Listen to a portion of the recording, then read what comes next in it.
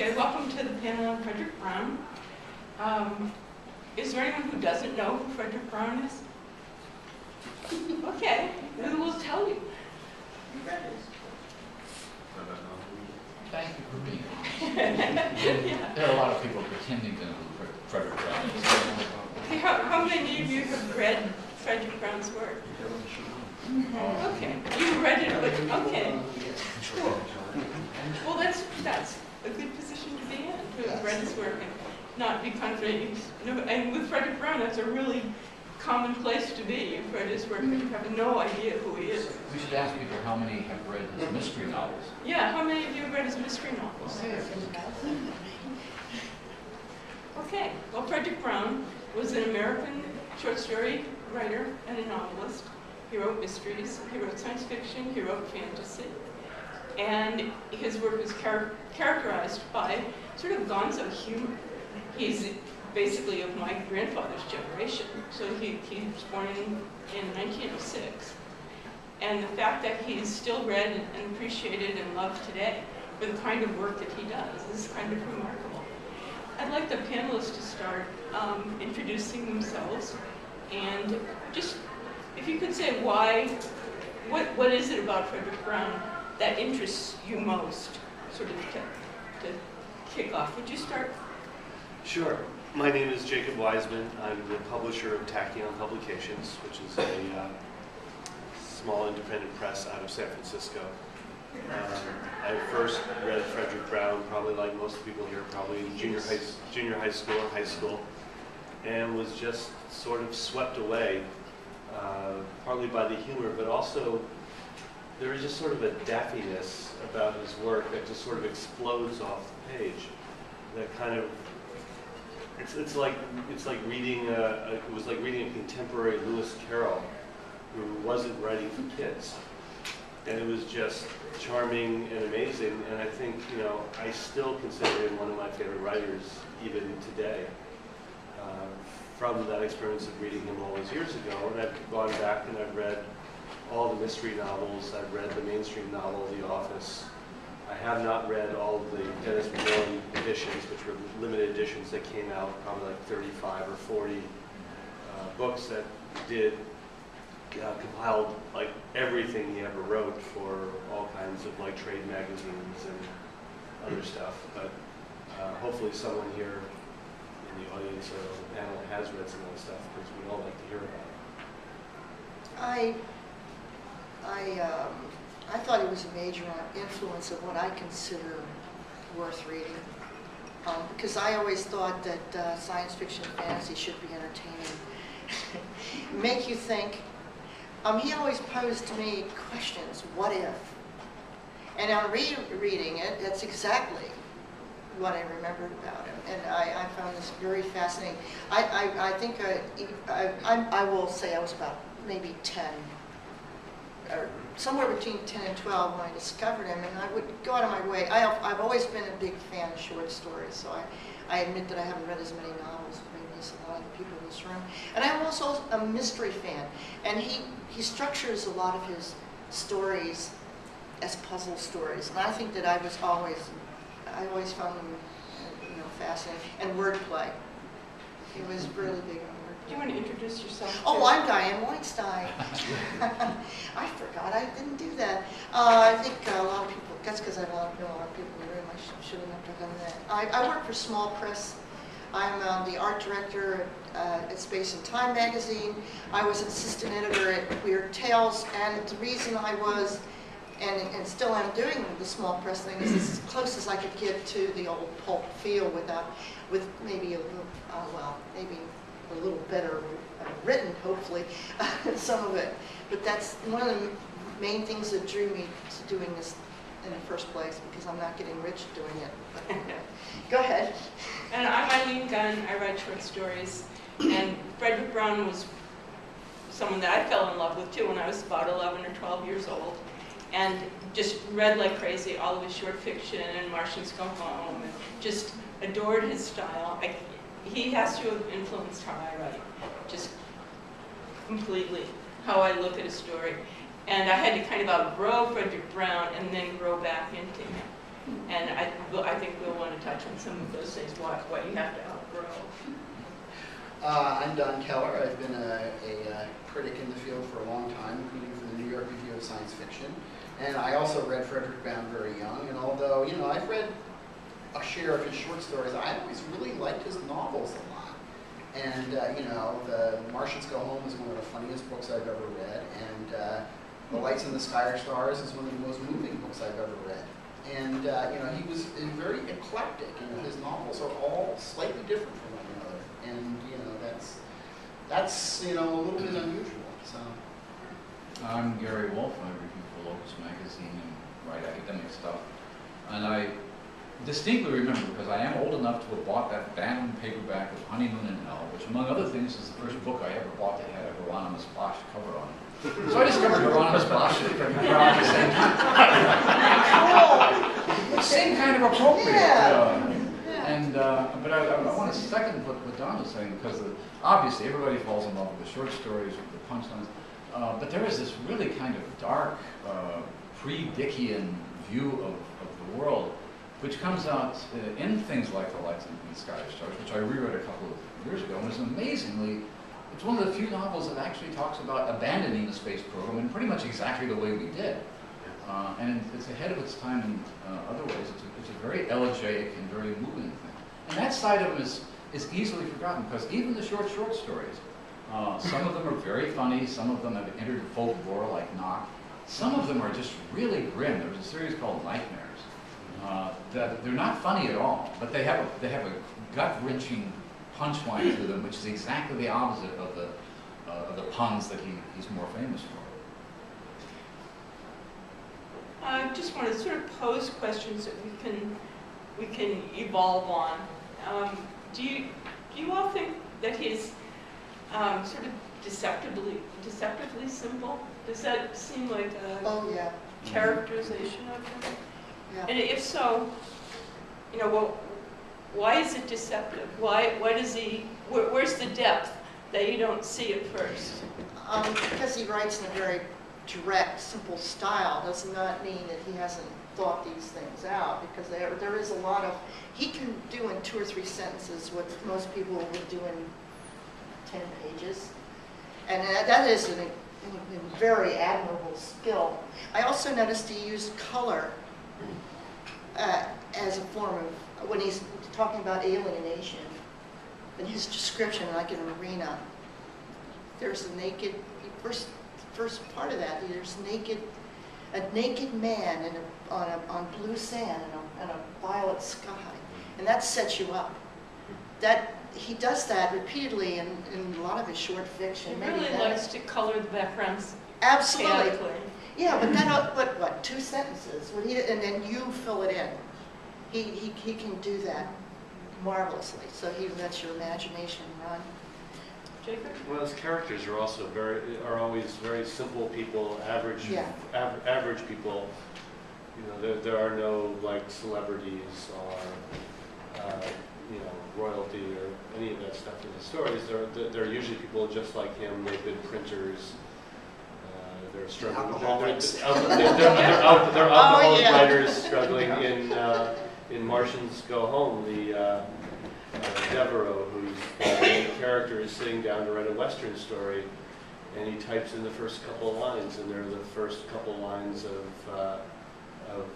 one of his Western stories from the early 40s. And there's a lot of references in his books to himself, but you know, they're all kind of, you know, average Joes. And you know, in that way, I think, you know, it's one of many ways actually you can see a kind of a direct link to people like Philip K. Dick. And I think there's, you know, any number of ways, really. I mean, his themes are the same as Dick's.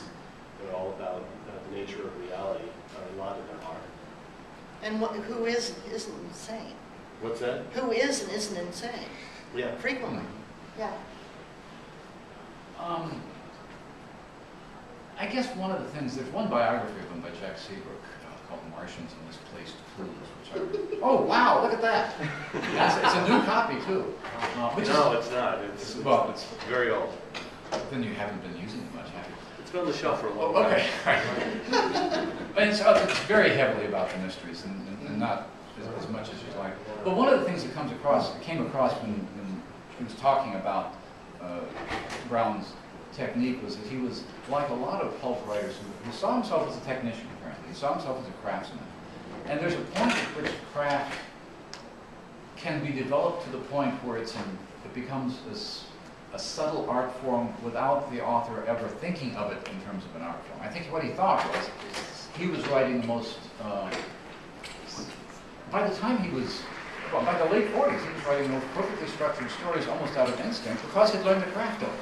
And it just strikes me as an interesting thing that happened with a lot of writers who grew up in the press, who grew up in the detective magazines, that line between craft and art just sort of disappears at some point. And I don't think he would, I gather from his comments and interviews, he would never have thought of himself as an author.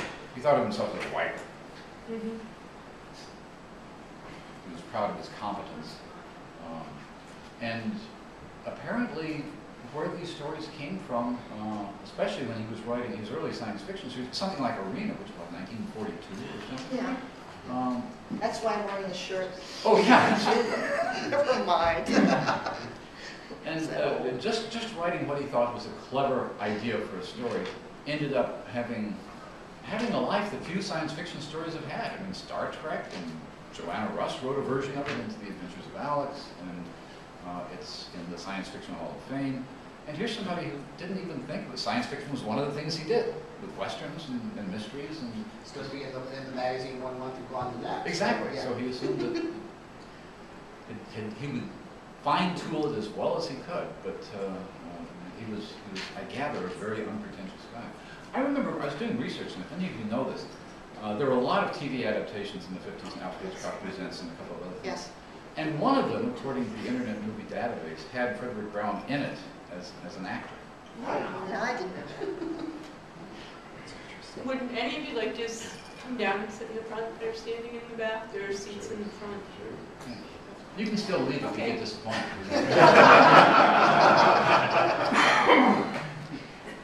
Did you? We all have free will. He's right about the TV shows and all that. And even when he wasn't credited, they seemed to take the germs of his ideas, especially in the Twilight Zone. I didn't realize that until I reread some things, that they did variations on all of his scenes. And Talk to the audience. Okay. Oh. Yeah, they did variations frequently, and I was a big Twilight Zone fanatic, was the best way to put it. And then I realized how derivative it was after I reread it. I reread Frederick Brown. They took, especially the alien invasion type of things, and hive minds, and well, even the outer limits. And I think though that the hive minds was probably in the air in the 50s, and other people did versions of it. He was really a writer, Yeah. to me, who embodied the 40s Mhm. and the 30s. And it feels very proletarian, very pulp influenced. Yeah, a lot of the mystery novels especially start with very, very prosaic scenes, and you have no idea in that opening scene where the guy, recovering from a drunk, say. Yeah. Oh, And yeah. just how incredibly complicated the plot is going to get as it goes along. That's part of the deceptive simplicity. There's There's only one mystery in here, and I read it. It was Nightmare in Yellow. It's about a guy that set in a bar, and he's decided he wanted to kill his wife on his 40th birthday. It was really nasty. I recommend you read it. It's only 2 pages. Now I want to go out and read his mysteries, because that fascinated me. That story is one of a sequence of stories. There's probably like 7 or 8 of The them. nightmares. Nightmares, and with all the different colors. Well, that's what I mean about the Well, form. like I said, he was obsessed with color, apparently. But anyway, that's okay. I think one of the things that I learned from, and I've seen relatively few other genre writers do this, is to use the short story form not as a joke, not just as, he did that Right. very well. Yeah. But the nightmare stories, he takes the twist at the end and it does the opposite. twist of the knife. Exactly. Nightmare in Blue, I think, is the one where a married couple take their son to a remote camp to have a vacation, and the son is out swimming and the wife is back in the camp. There's nobody here but them. And the father is standing on the beach, and the son starts flailing and starts drowning and starts screaming, and the father knows he doesn't know how to swim, and he's absolutely terrified, and he's thinking, well, I can go out and we can both drown, or I can run back to the cabin and get my wife. And he does that. And so the last line of the story was he saw his wife standing with their dead son in her arms in 3 feet of water. And that's a novella for anybody else. As a matter of fact, Yeah. Joseph Heller's novel, Something Happened, basically is that plot. 350 pages. What is your favorite Brown story, whether novel or story or whatever? Jacob? You have a single favorite? I don't know if I do. I mean, Martians Go Home was really my big introduction to Brown, and is really a funny story in very peculiar ways.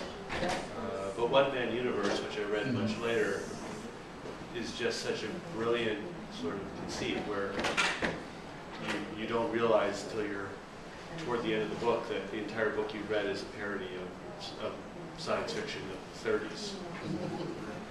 It's a slush pile reading book, I think. Betsy Mitchell and I were talking about this at breakfast, and she was saying that's her favorite Frederick Brown book because it's all the horrors of the slush pile.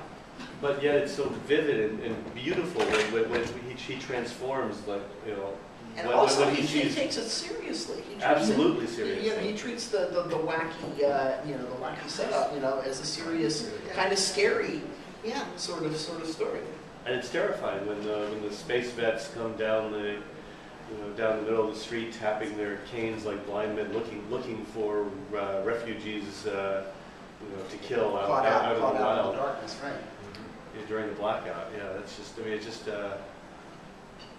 just a terrifying scene, and yet it's this kind of pulpy thing that eventually you find out he's making fun of, science fiction, or at least the way people view science fiction. Isn't he responsible in a great measure for the way people view science fiction? The tropes that he worked with, the tropes that he stood on their head, because he was a very widely read writer, and he published in a lot of, outside the genre, in a lot of pulp magazines and things. And the themes that he worked with were pretty common even then to science fiction. And I'm not quite sure where I was going with that, but isn't he both part of the problem and the solution? The thing that's, What Mad Universe would certainly be on my list, because again, when I was a kid, this is the first time I thought you can read fiction about fiction. What we now call metafiction was something he was inventing from. He was so ahead of his time in so many, and these books in so many different ways, And a lot of the appeal, I think, of his approach to science fiction is that he did approach it as something of an outsider. He wasn't part of the team. He didn't go out and have lunch with Asimov and Heinlein. He wasn't at the first World Cup. He wasn't. I don't think he ever saw himself as anything other than this is one of the things I write along with everything else. But he took the technical challenges of it very seriously. And I think he saw science. You could not have written What Mad Universe without looking at science fiction from the outside in and saying, this is both really silly and really not silly. And without having read a lot of it. And without having read a lot of it, but really absorbed what he had read. I did read that he did not go to conventions. And I think you're right, I don't think he really mingled in his own views on things. I think as far as we know, the only science fiction writer he hung out with was Mac Reynolds. Mac Reynolds, and they did that wonderful anthology, which is another thing ahead of the time, is Science Fiction Carnival. Oh, right. Which was the first anthology of humorous science fiction, and as far as I know, the only one for about 20 or 30 years afterwards. Was nothing serious in that book? That's the ones That short was- story of his I remember Yeah, very, that could very be. well. SIR, Yeah, of right. course. It's about the planet in between, the closest to Right. Sirius, and that's why it's nothing, zero.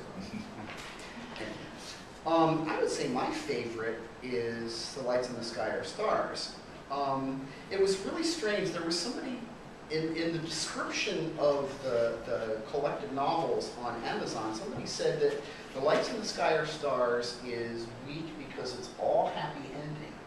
And I looked at that and I said, what? Because basically it's a tragedy. Yeah. From a human point of view, from the point of view of the characters, it's a tragedy. I mean, it is kind of, about the hard work that goes into reviving the space program. And that's the plot of the book. But from the point of view of the human characters, it's really kind of devastating. That was going to be my other favorite because it's the opposite spectrum. Right. Ends of the spectrum. But again, looking at that, and I haven't looked at it for a few years, there are choices he makes that I think no other science fiction writer would have made. This is 1953, I think. One of the main characters is a woman running for Congress. Right. I don't think Heinlein would have had a woman running for Congress in there. No, although otherwise it has a lot of Heinlein's. There's a lot of strengths. Heinlein. There's a lot of Heinlein He in knows about Heinlein. Yeah. there. Right. But November 53. okay. I think one of the characters is. Did he influence Ted Sturgeon? I don't know. And I think he and Robert Bloch, certainly, on some level. That's Well, These these are people- both writers from From maybe Milwaukee. 15 or 20 years later. later, yeah. Yeah, they were from. Yeah, that's why I said influenced. And he would know Bloch from the mystery, because he did hang out with Yeah, mystery writers. So yeah. He did go to the Edgar Awards, I guess, when he got. Well, I most certainly saw the Philip K. Dick influence. I mean, I could see that he Mhm. might have. Well, those What, writers, the writers, Yeah. the writers in the 50s who were very successful, Dick, Sheckley, maybe Vonnegut. I mean, it's hard to see them doing what they did without a Frederick Brown. William Tenn also. William Tenn. And I read all of these people at once. They were all, to me, they were Yeah. all writing at the same time. Yeah. And I haven't never really thought about how old Frederick Brown was and how much earlier his work was published. Yeah, the And first Yeah. three novels, What Mad Universe is 1949, and Martians Go Home is like 55, I think. 54? Well, And those Lights in the Sky are all Stars is expansions, 1953. earlier short stories. Well, I can tell you more. I liked three of them. I liked Arena, I liked Something Green, and Come and Go Mad. Come and Go Mad was the closest I saw to Philip K. Dick. And I would say that it did have me questioning reality. It really did. I found it fascinating that he takes a premise. This is what I did notice about his writing. He takes a premise. He gets one line that fascinates him. It may be the title. It may be, in this one, what if somebody was, confined in a psychiatric hospital because they believed in Napoleon, and they really are. Now, I thought that was fascinating. And it is a tragedy, by the way. But I was just absolutely floored by that. And Something Green is very, you really have some empathy for the person who's marooned on a planet where there's absolutely everything, it's every color but green. And he misses Earth. Everything is red. Everything is red. Yeah, that's There's right, like, basically. there's no chlorophyll. Brown, red, yeah, there's no chlorophyll. It's just very moving. And I noticed by the names and everything, it was sort of like there was an echo of The Wizard of Oz. He did that. There were echoes in the names. If you were paying attention to names, they were sometimes twists on famous people or characters and everything. And there was that sense. I think he was looking for the Emerald City, but that's in the back of my mind when I was reading, just the little references he had. Maybe I was over analyzing it, but I did get that impression. One of the Go ahead. things I think is fascinating, when you mention the Yeah. lack of chlorophyll, for example, Yeah. which is a good hard SF rationale. Yes, concept, And yeah. I never could figure out, even from reading that Seabrook book, how he learned to do science fiction as well as he did in a hard science fiction sense. Well, I mean, some Arena, of for his example. mysteries had science fiction elements. I mean, Mhm. I don't think the novels as much as some of the short stories. He was actually already, before he was writing science fiction, he was already incorporating some scientific ideas into mystery stuff. So I think it's an interest that he had all along. That probably is, that would make sense because the puzzle-solving aspect of a story like Arena, which is a classic experimentation observation story in the astounding mold, is the same kind of puzzle-solving that you'd work out in writing short mysteries, I suppose. The structure and the revealing of details as they become relevant or as they're discovered, certainly. I think my favorite Brown novel is Martians Go Home, which has the most delicate of premises, you know, and it's all in the title. How do you build a novel out of something that essentially is there's Martians here and we want them to go home? And he carries that on for the entire length of the book. About 30 years or so ago, Delap's magazine was doing a book that was summarized the plots of famous science fiction novels, presumably so kids could read them in the summaries instead of the books. And I was asked to choose 2 of my favorite books and write plot summaries. And I chose Martians Go Home as one of them. And I spent weeks trying to figure out how to explain Martians Go Home. It didn't sound stupid. When you write out what the plot is, you're taking essentially all the value out of the book and just leaving the structure. And that's not the value in it is how he shuffles that idea in so many different ways, and how the characters, I mean the characterization, his characterization is very similar. He says there's similar guys in all of his books who are sometimes young, struggling writers, and sometimes they are old, burnt-out writers, you know, and sometimes they are writers for dreadful small-town newspapers, and sometimes they are typesetters for dreadful small-town newspapers. And they all drink too much. And they all drink too much. But when you say that, you haven't said anything about a Frederick Brown novel or a Frederick Brown character. He goes away when you push him. Well, what about his demolition of different philosophies and religions? And well, you were talking about the typesetter. I can never pronounce it because it's typesetting. You know what the linotype machine. The linotype. Now, I studied Buddhism for years, and before I really, and he actually demolished it in 2 sentences. And I'm going, oh my God! What were the sentences? Well, he fed the machine because he was trying to get it to shut down completely. So, and this was a gullible machine and believed and practiced everything that you fed into it. So the ultimate thing was that he got it to shut down because he gave it a book on Buddhism and had achieved nirvana and shut down. I was in tears. I wish I had read that when I was younger and saved myself the trouble. Anyway.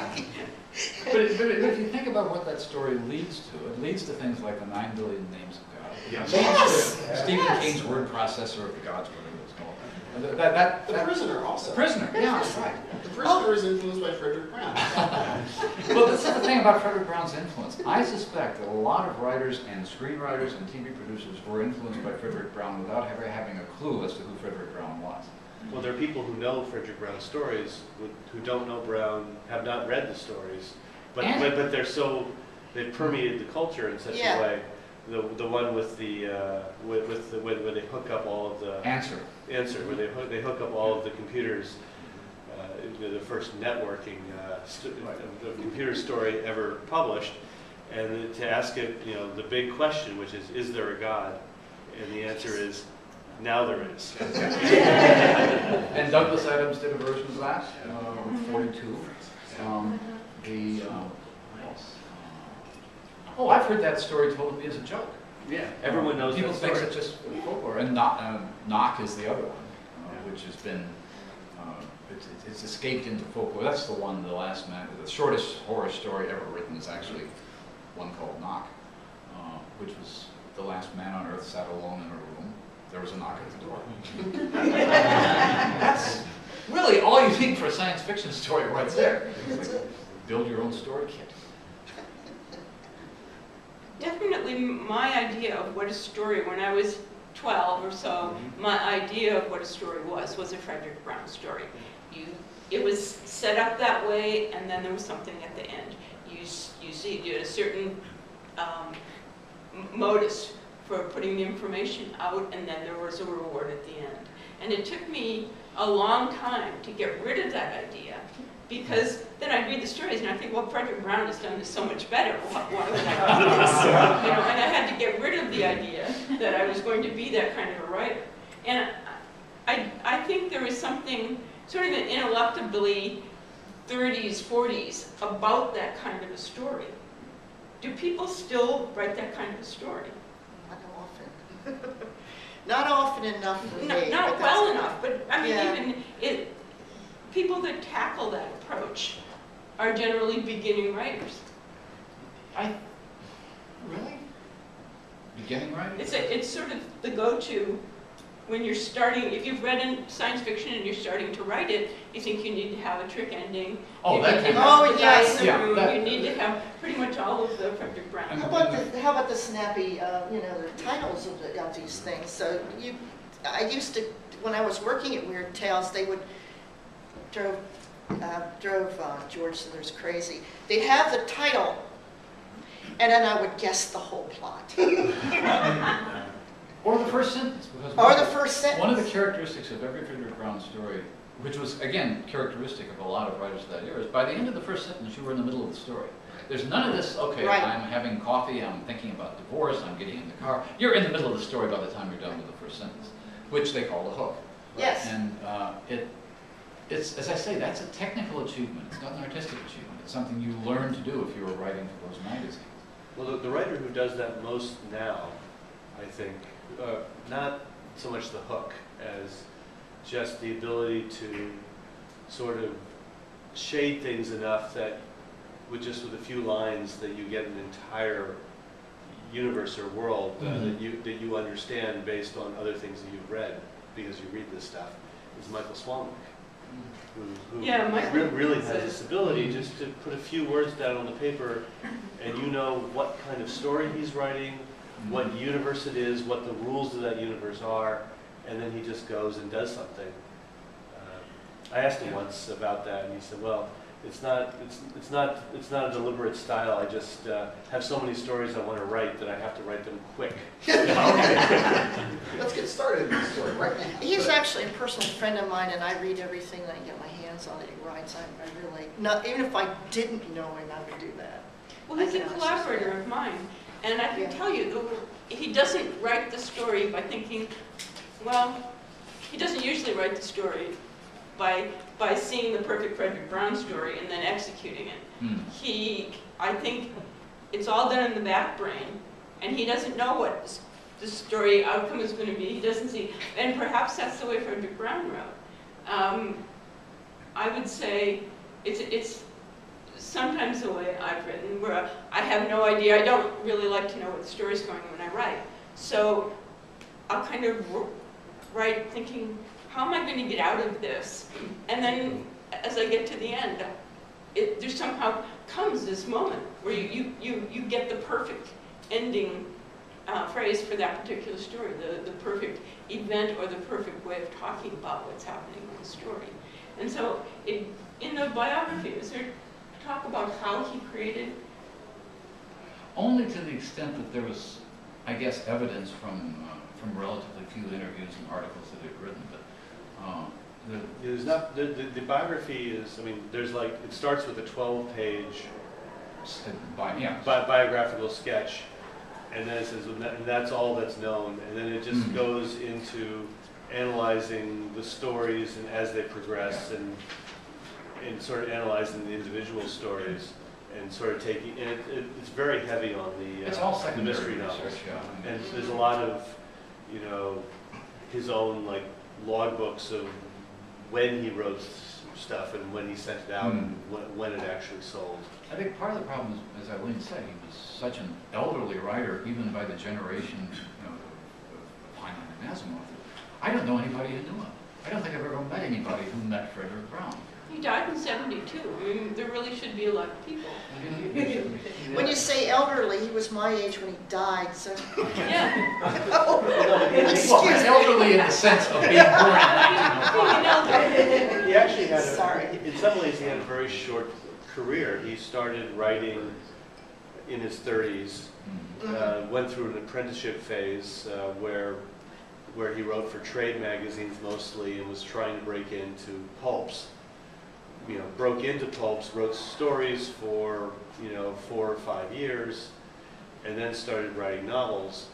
And then his health was not very good, so that by the end of the 50s, he really is not writing very much. So you really have this, you know, you have this long build-up and this short outburst of novels, and then it's all kind of gone. And if you look at his career, the short stories get better as they go, and they're really magnificent by the end of the 40s, and then he starts doing these novels, and the early novels, his first mystery novel, his first science fiction novel, his first mainstream novel, are all utterly brilliant books. That's, you know, What Mad Universe, The Fabulous Clip Joint, and The Office. Well, I did read that he liked to procrastinate and would put it off as long as humanly possible, and then sit down and write. But the amazing thing about it is Yeah. that it's all first draft. Yeah.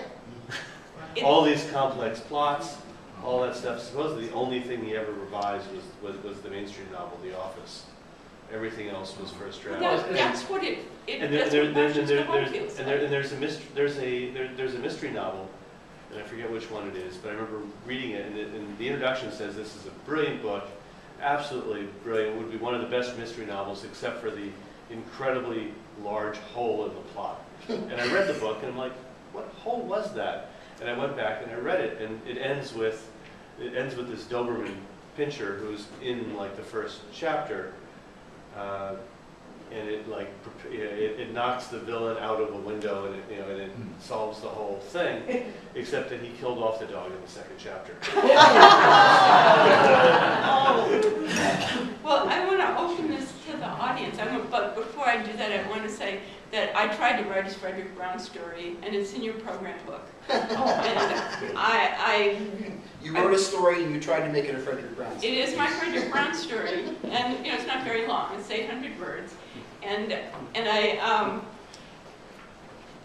the thing that has always fascinated me about Brown's stories are the ones about typesetting machines, about linotype machines. And I knew when I was 12 and read Eto and Shredloop, I knew what that word meant because my parents were graphic designers, and I already knew the inner joke that you need to enjoy the story. But then I realized that he'd written a number of stories about typesetting machines, linotype machines specifically. So I tried to incorporate that into the story that's in the program book.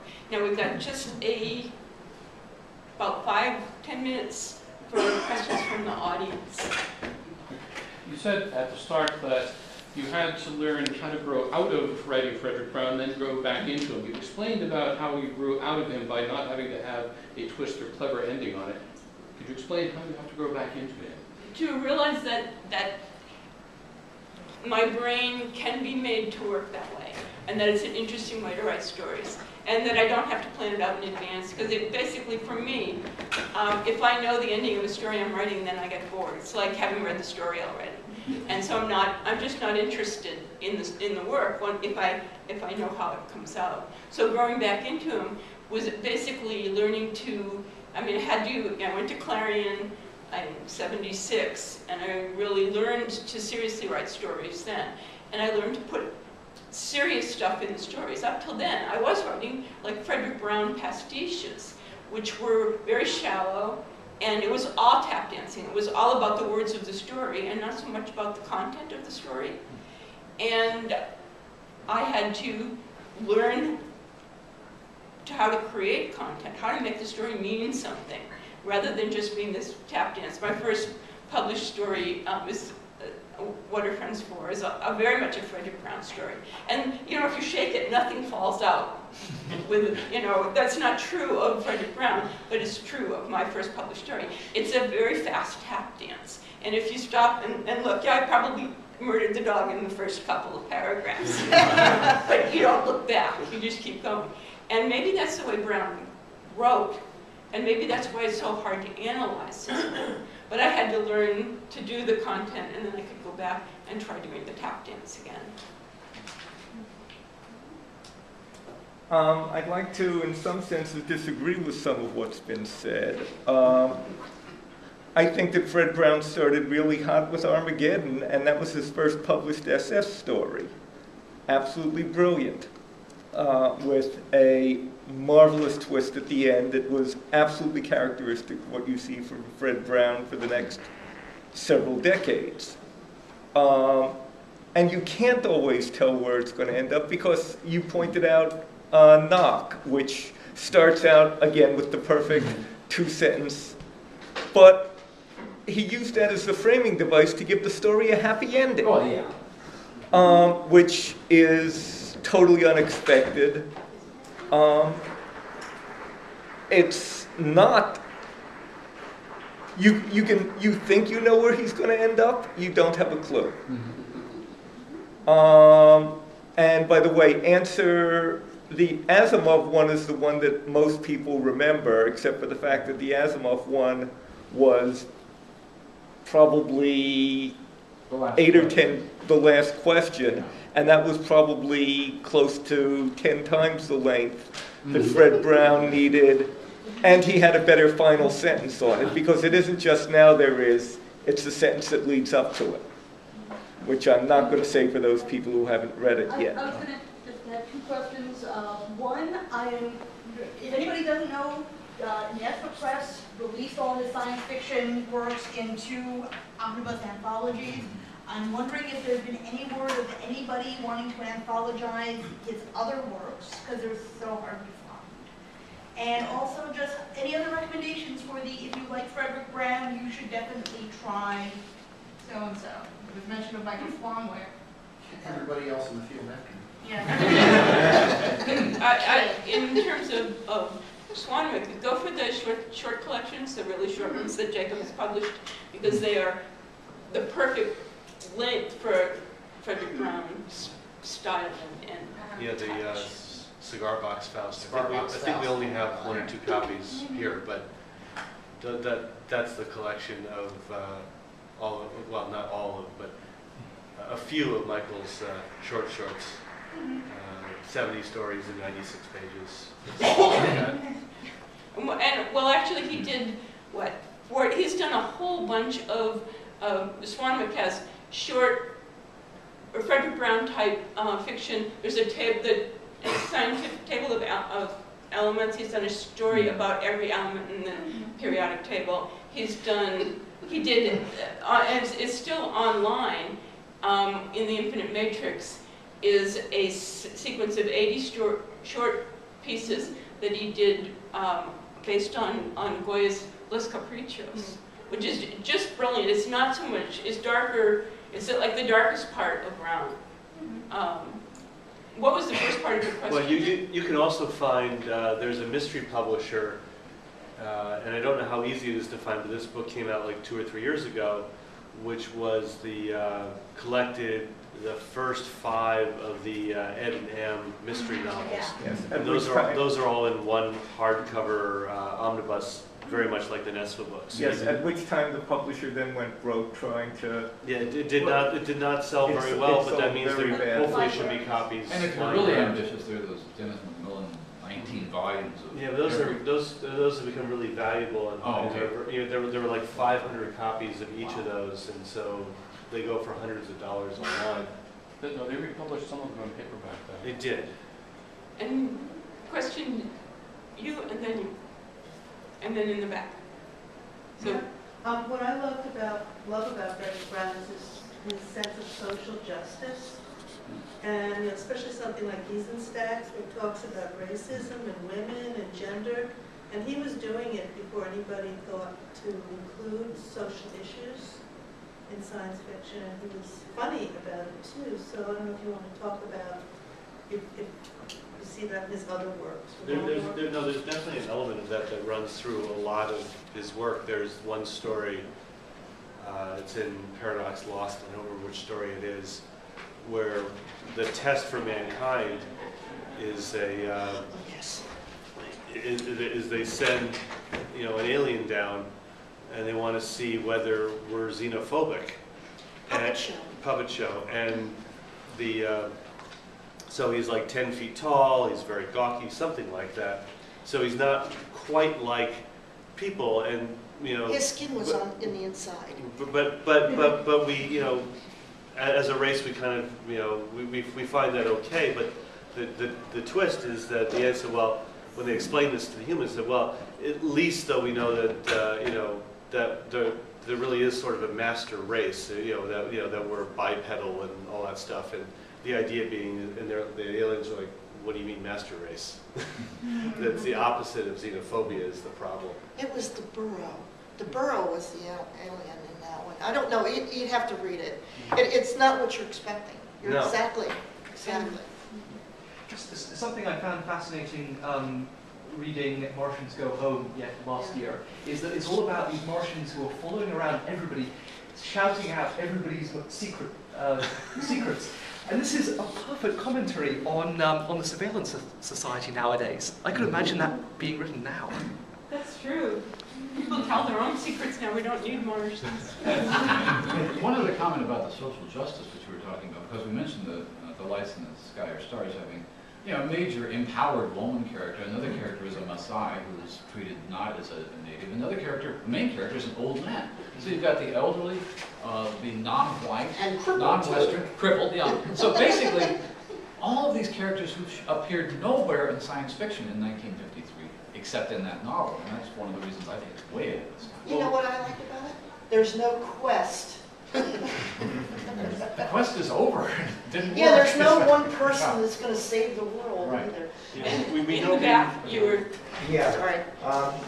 Two suggestions. First of all, if you want to see some good Frederick Brown on film, Alfred Hitchcock Presents adapted any number of his stories during the late 1950s, and really well. Second of all, it seems to me that one of Brown's main attitudes in his writing was inversion. He liked to take an idea, turn it over, and say, oh, you think you know what that's about, but it's also like this. And if I can tell just one very brief story of his, I don't believe in spoilers. I think if a story is good, you're going to read it anyway. There's a story about two men, strangers, in a railroad depot, and they find out that a homicidal madman has escaped from the local hospital. They don't know each other. Each one begins to suspect the other one is the escaped madman. And finally, the escaped madman reveals himself. It's not either one of them. They jump on him. They beat the crap out of him, basically, and a posse comes along, takes the madman into custody, and as he's leaving, he looks at the leader of the posse and says, take me back to the hospital. I don't want to be out here. It's not safe. You should have seen the way those men went after me. They're crazy. Yeah. We probably have time for one more. Just to recommend his collaboration with Mac Reynolds, Dark Interlude, which on the social consciousness front, which is a collision between mid-20th century American racial attitudes and someone from the future where they've left all that behind. Rather grim story, but very excellent and of its time to some extent. But you couldn't write that story now. But Now, we have about 30 seconds. Would each of you like to take 15 seconds and sum up? Math is not working out on this. That's true. I can't, I'm not Frederick Brown. Okay.